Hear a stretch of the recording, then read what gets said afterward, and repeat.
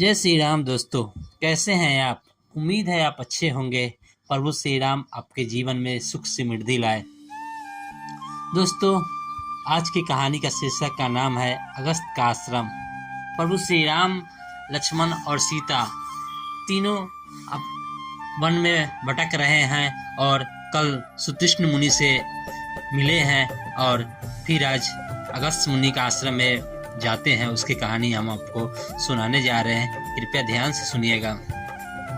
सुतीक्ष्ण मुनि से विदा लेकर राम, सीता और लक्ष्मण ने वहां से प्रस्थान किया। मार्ग में उन्होंने निवार, जलकदम्ब, कटहल, साखू, अशोक, तिनिस, चिरिविल्क, महुआ, बेल, तेंदु तथा अन्य अनेक जंगली वृक्ष देखे। विचित्र वनों, मेघमाला सदृश पर्वतमालाओं, सरिताओं तथा सरोवरों के नयनाभिराम दृश्यों को निखारते हुए तथा 2 दिन महर्षि अगस्त्य के आश्रम में भाई के आश्रम में विश्राम करने के पश्चात अगस्त मुनि के आश्रम के निकट जा पहुँचे। उस वन का वातावरण अत्यंत मनोहर था। सुंदर विशाल वृक्ष खिली हुई लताओं से शोभायमान हो रहे थे। हाथियों द्वारा तोड़े जाकर अनेक वृक्ष पृथ्वी पर पड़े थे। वानर बिंद वृक्षों की ऊंची ऊंची शाखाओं पर अठखेलियां कर रहे थे। पक्षियों का मधुर कलरव चहु ओर सुनाई दे रहा था। हिंसक पशु भी हिरण आदि के साथ बैर भाव को छोड़कर कल्लोल कर रहे थे।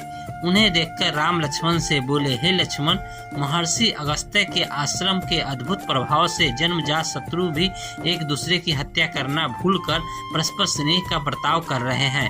यह महर्षि का तपोबल का ही प्रभाव है। यहाँ आकर राक्षस भी उपद्रव करना भूल जाते हैं। मैंने सुना है कि महर्षि अगस्त्य से प्रभावित होकर अनेक राक्षसों ने अपनी तामसी प्रवृत्ति को त्याग दिया है और महर्षि के अन्य भक्त बन गए हैं। इस युग के ऋषि मुनियों में महामुनि अगस्त्य का स्थान सर्वोपरि है। उनकी कृपा से यहाँ के देवता, राक्षस, यक्ष, गंधर्व, नाग, किन्नर आदि सब मानवीय धर्मों का पालन करते हुए अत्यंत प्रेम पूर्वक अपना जीवन यापन करते हैं। इस शांतिप्रद वन में चोर, डाकू, लंपट, दुराचारी व्यक्ति आने का साहस नहीं करते। ऐसे महात्मा महर्षि के दर्शन का सौभाग्य आज हमें प्राप्त होगा। तुम आश्रम में जाकर मेरे आने की सूचना दो।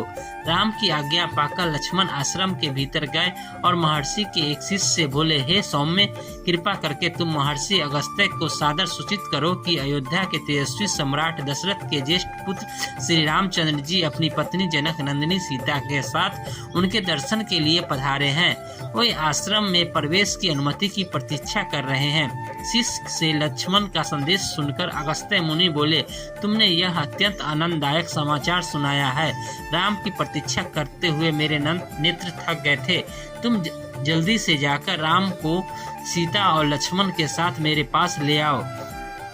शिष्य राम, सीता और लक्ष्मण को लेकर मुनि के पास पहुंचा, जो पहले से ही उनके स्वागत के लिए कुटिया के बाहर आ चुके थे। तेजस्वी मुनि को स्वयं स्वागत के लिए बाहर आया देख राम ने श्रद्धा से सिर झुकाकर उन्हें प्रणाम किया। सीता और लक्ष्मण ने भी उनका अनुसरण किया। अगस्त्य मुनि ने प्रेम पूर्वक उन सबको बैठने के लिए आसन दिए। कुशल क्षेम पूछने के बाद तथा फल फूलों से उनका सत्कार करने के पश्चात वे बोले, हे राम, मैंने 10 वर्ष पूर्व तुम्हारे दंडक वन में प्रवेश करने का समाचार सुना था। उसी समय से मैं तुम्हारी प्रतीक्षा कर रहा हूँ। यह मेरा सौभाग्य है कि आज मेरी इस कुटिया में तुम जैसा धर्मात्मा, सत्यपरायण, प्रतिज्ञा पालक, पितृभक्ति अतिथि आया है। मेरी कुटिया तुम्हारे आगमन से धन्य हो गई है। इसके पश्चात महर्षि ने राम को कुछ देवी अस्त्र देते हुए कहा, हे राघव, देव असुर संग्राम के समय ये कुछ दिव्य अस्त्र मेरे पास रखे थे। आज इन्हें मैं तुम्हें देता हूँ। इनका जितना उचित उपयोग तुम कर सकते हो, अन्य कोई धर्मपरायण योद्धा नहीं कर सकता।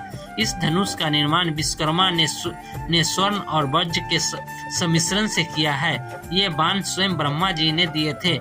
सूर्य के समान देदीप्यमान ने ये बाण कभी व्यर्थ नहीं जाते।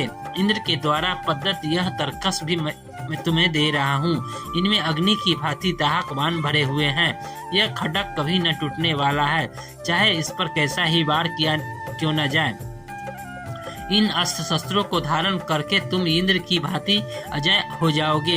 इनकी सहायता से इस दंडक वन में जो राक्षस है उनका नाश करो।